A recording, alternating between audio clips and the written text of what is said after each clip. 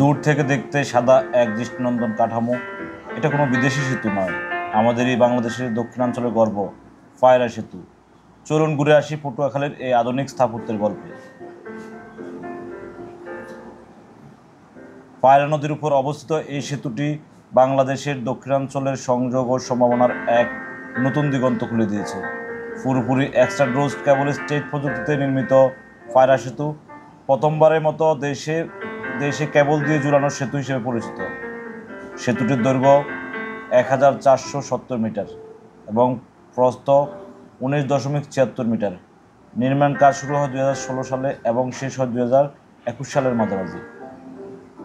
এটি নির্মাণে ব্যয় হয় প্রায় 1470 কোটি টাকা।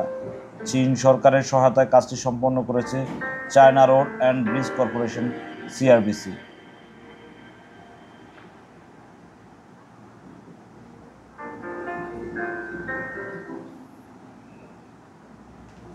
সেতুর নিচ দিয়ে 18.3 মিটার উচ্চতায় বড় জাহাজ চলাচল করতে পারে, কারণ এতে নেই কোনো স্প্যান যা খুলে দিতে হয়, যা একে অন্য সব সেতু থেকে আলাদা করে তোলে।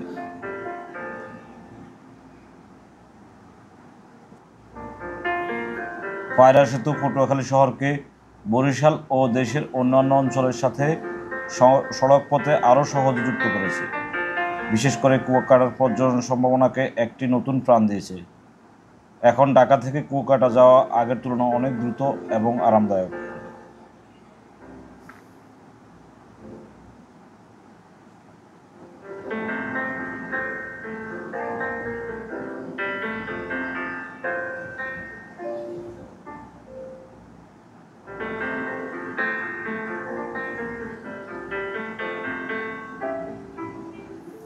পায়রা সেতু শুধু একটা নির্মাণ প্রকল্প নয়, এটা উন্নয়নের প্রতীক, ভবিষ্যতের স্বপ্ন।